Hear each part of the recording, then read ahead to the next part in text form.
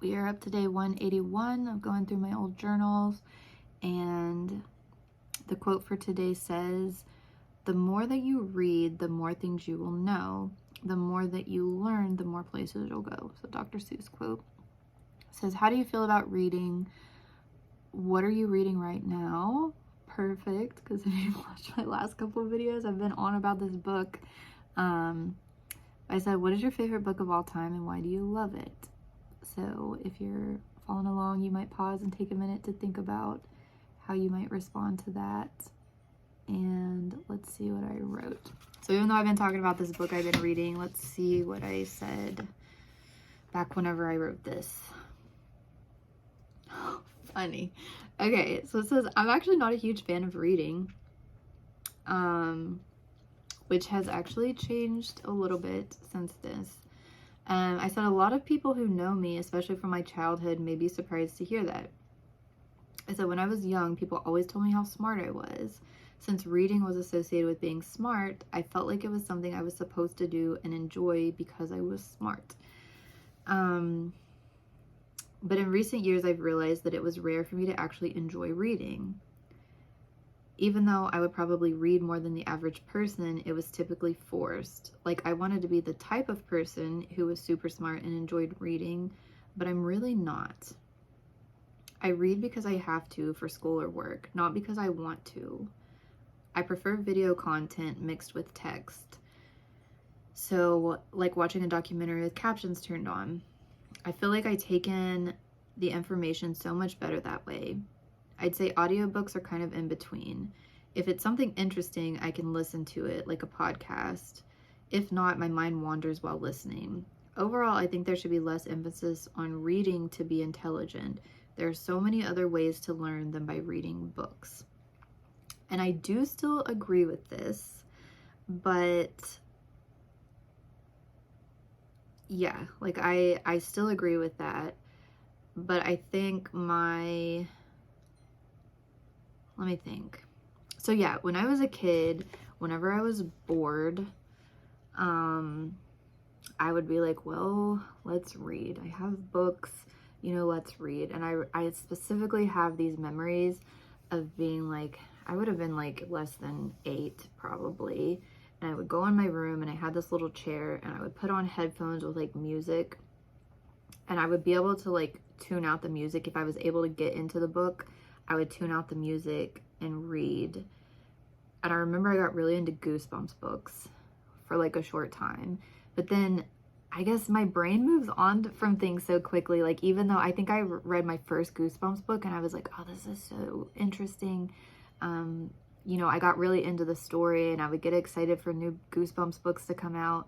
But then it got to where I wasn't as interested anymore, and I was just reading them because I felt I was trying to get that like spark that I'd had when I read that first book, and I wasn't as interested in it. And yeah, I just remember like whenever I would get bored, I would try to force myself to read, and it was just reading to just finish a book and not, I didn't like enjoy it. And yeah, and I especially had that happen whenever I got older, like when I was in my early 20s in college. Like, I would try to read these books. I had all these books on my bookshelf, and I don't think I finished like hardly any books. And the ones that I did finish, it was just a struggle and just forcing myself to finish it. And more recently, I think I've discovered that like I just don't like most books. I don't like the content of most books. And I talked about this a few days ago. I don't think I like fiction. Like, it's gotta be really good fiction to keep me interested. It's gotta be really good writing. And I guess I just haven't come across that. I even ordered a book a while back thinking like, well, maybe this book has such good reviews. These girls are talking about it on this podcast. And it seemed like a topic, the plot would have been something that I would be interested in, because it was kind of about like, women succeeding and being independent and things like that. And I ordered the book, and I just, even on the first page, I was just like, this can't be what people are reading. Like, there can't be people interested in this. Like, this is terrible writing. Like, this is just not good. And I just couldn't believe that this had so many good reviews. And I just can't get into it. But like this book, I've found more recently, some of the books that I've had to read for my classes have been really interesting, and I've been able to read them and get really interested in them. And I've noticed it's the type of books that are like real life. And that's what I'm finding on media too. I mentioned this a few days ago, is like most of like the movies that I get into are the ones that are like inspired by true events. I think the ones that are like more, I know that a lot of those are dramatized, but I can get more into it knowing that it's something like realistic. And I'm one of those people that I'm watching a movie, and if things don't add up, like things don't make sense, I'm like, well, that doesn't make any sense. Like nobody would do this. And you know, so yeah, like most of the content that I consume now, and I don't say this to be like I'm so much smarter, I only take, you know, I only like intelligent things. Like I really get bored of, I don't know, a lot of things. So it's got to be something that I can like see makes a connection or makes sense to me, I guess. But yeah, and there is this push. There's been all these influencers and stuff, and a lot of, I forget what they're called, like there's some guy that's like trying to like sell people on like, well, how to be a millionaire and all this stuff. You got to read books, and the best people, the smartest people, the most successful people read books. And these days with all the media that we have, I don't think that's necessarily the case. Like, yeah, it's good to know how to read. It's good to, probably better to read books than to, you know, watch mindless things, I guess. But at the same time, there's nothing wrong with that. Sometimes I want to just zone out on mindless things if my brain would let me.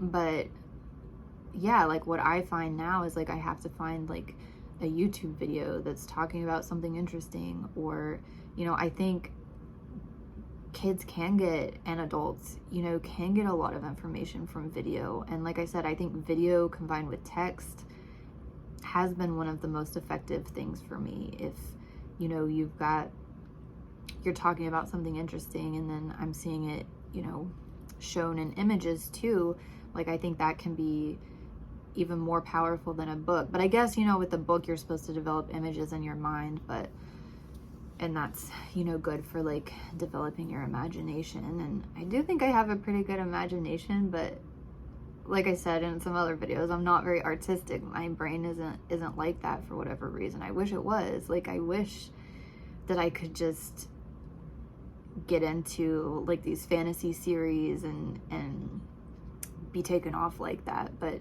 like when I daydream and I visualize things, it's like conversations with people, or, you know, like not like fantasy type of things really.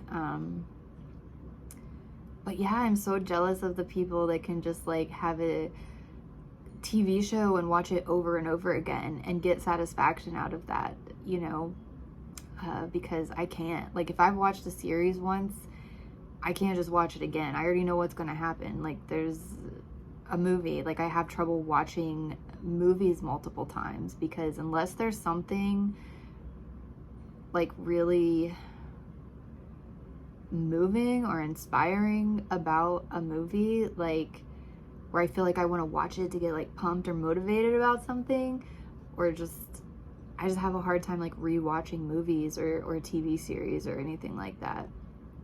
I wish I could. That would give me comfort. So like the times that I just want to sit down and turn off my brain, I could just put something on, but I can't. I've got to always have like something new, keep going. But yeah, like I think books are good. I think if you enjoy books, that's good. Like on TikTok, there's a bunch of creators that like talk about the books that they've read. I think that's a good thing. There's a bunch of people that are reading like all these motivational books or self-help books. I think that's good, but I don't think reading is like the end all be all. Like Dr. Seuss is old, like back in the day, you know, so at that time, like the way to get information was from books. So I see what he means, like the more you read, the more you'll know, and you can go to these other places, you know, through reading in the books. And like this book that I've talked about in a couple of videos, you know, the way she writes, even though it's like a lot of interviews with people, the way she's written it, you can kind of picture this area that these people are living in that she's talking to, and she puts in like real life quotes from the people in that, and so you kind of can have this visualization of like where they're at and what their lives are like, and I think that's really interesting. But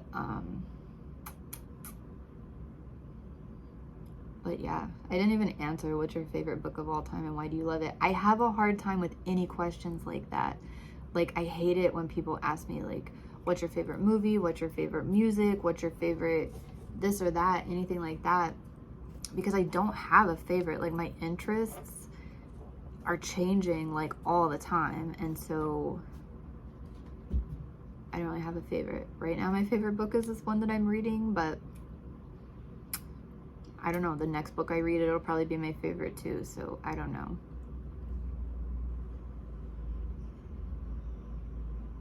Anyway, that's what I have for that. Sorry.